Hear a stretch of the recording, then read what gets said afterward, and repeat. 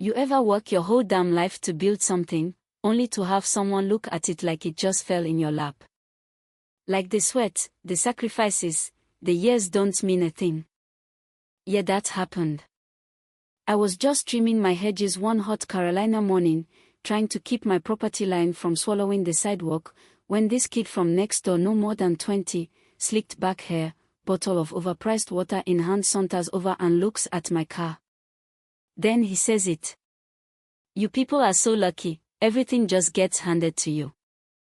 Just like that, a sentence soaked in every lazy stereotype, every inherited prejudice his mansion walls must echo daily. I didn't say a word, just gave him that look, you know, the one, the kind of look that doesn't yell, doesn't swing, just says, you got no clue what you're talking about.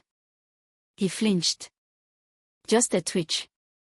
Then he laughed, turned back toward his palace like he'd just dropped some kind of truth bomb and didn't notice the crater he left behind. That little comment. It sat there, real quiet, like a tick in my skin. I knew it had come back. I just didn't know how big the explosion was gonna be. Fast forward a few weeks, same driveway, same sun baking the pavement. I just finished one of my long drives, clearing my head, letting the engine of that red vintage Ferrari cool down in the breeze. That car. Man, it's not just metal. I rebuilt it from rust, over 10 years, bolt by bolt. It's part of me, my grief, my past, my dad's ghost in every curve. And that's when she shows up. His sister. Blonde, angry, wearing a sundress that probably cost more than a deputy makes in a month. Her boyfriend follows, like a well-trained accessory. He's the type you see in catalog ads, all teeth, no spine. She points right at me, not even at the car, at me. You. I need the keys. No intro. No, hey, how's it going? Just demand. I blinked, not out of confusion, just disbelief. Like I'd been mistaken for valet on my own property. I crossed my arms slowly, deliberately, and let her words hang in the air. The boyfriend puffs his chest and goes, you heard her. She's giving me the car for my birthday. I look between the two of them, deadpan, and say, sorry, must have misheard. Sounded like you were demanding my property. That's when she gets indignant. Says they'll pay more than it's worth, of course daddy write a check, and I can go buy a more suitable car. Oh. There it is again. Suitable. That invisible wall they think we're all supposed to stay behind. I let it ride for a bit, heart quiet, hand steady, and just say, the car's not for sale. But he steps in closer, cologne screaming louder than he does. Her father owns this town. You really wanna be difficult? I didn't say anything. Just reached into my pocket, slow as sin, and pulled out my badge. Funny, I said. I am the sheriff. That look on his face, priceless. All the blood draining out of him. Like he'd just seen the Reaper. But the Reaper had a badge and a mortgage. That's when the twist hit. Behind them, the front door of the mansion creaked open. And there he was, the brother.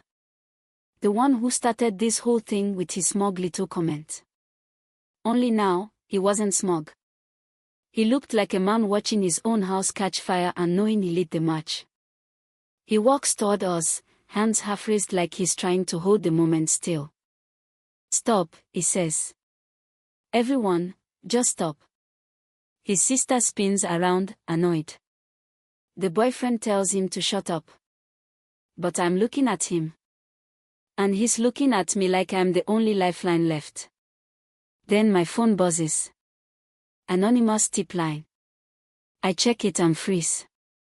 Ledgers in the study. Floor safe. Behind the ship painting. Codes the anniversary. 3 minutes old. From inside the house. From him. The same kid who sneered at me. Just handed me the key to blow his family's whole empire sky high. I glance back at him, and he nods barely. My blood goes cold, but not with fear. With clarity. That's when the mother arrives. You've never seen a hurricane in heels until you've met this woman. Diamond rings, bleach blonde helmet of hair, crisp white suit like she's walking into court and knows the judge's mistress. She doesn't ask what's going on. She announces it. Let's be reasonable, she says. You don't wanna lose our family's generosity over a little car. I radio dispatch. Call for backup. Her smile flickers, just a hair. And I say it plain, this is a crime scene now. The meltdown's immediate. The daughter screaming, the boyfriend's trying to talk his way out, and the brother he's gone pale as paper, but they are still in him now. Like finally, he's done being part of the lie. We raid the house. Behind that painting. Just like he said. Safe full of documents, hard drives, enough to unravel every crooked land deal they've pulled in this county for years. Generational theft, dressed up as business. They'd been squeezing old families, mostly black, out of their land with bogus code violations, backdoor zoning changes, buying it up for pennies then flipping it for millions. And this wasn't just the father's operation. It was hers. But we didn't know that yet. Not then. Fast forward a couple months. They are all arrested. House is empty. Town's buzzing like a kicked hornet's nest. And just when I think the storm's past, I find my car, my heart mutilated in my garage. Not stolen. Not vandalized. Butchered. Like someone did surgery with a grudge. Engine block filled with concrete. Seats stripped. Wires cut one by one. And on the floor mat, resting like a trophy. A single white rose. She'd sent a message. Not rage. Not recklessness. Precision. She'd reached into my past, into everything that grounded me and gutted it. Quiet. Clean. I tracked her down. She wasn't hiding. Oh no. She was in a high-rise penthouse in the city, new hair, new clothes, newer paint. When I walked in, she didn't blink. You made a mistake, she said, pouring herself water like it was champagne. You thought my husband was the king. He was the loud one. The tool. I built the empire. I played you, sheriff. Turns out, her son hadn't betrayed the family. He tried to take it over with her help. But at the last second, he changed the script. Gave me everything. And now? She was cleaning up. Silencing him. Sending men after me in the night. Yeah, they came for me. Broke into my house, armed. But I was waiting. I'm not the same man I was before all this. I handled it. One confess told me where she'd be, what she'd planned. So I went. Met her by the docks, just the two of us. She smacked like she was still holding the cards. There won't be a trial, I told her. There won't be headlines. There's a fund now for the people your family ruined. You'll empty every account you've got into it, then disappear. Forever.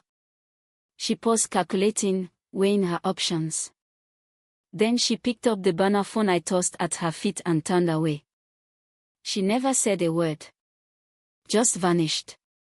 So yeah, I won. But not the way I wanted. The boy, the informant, went into protection.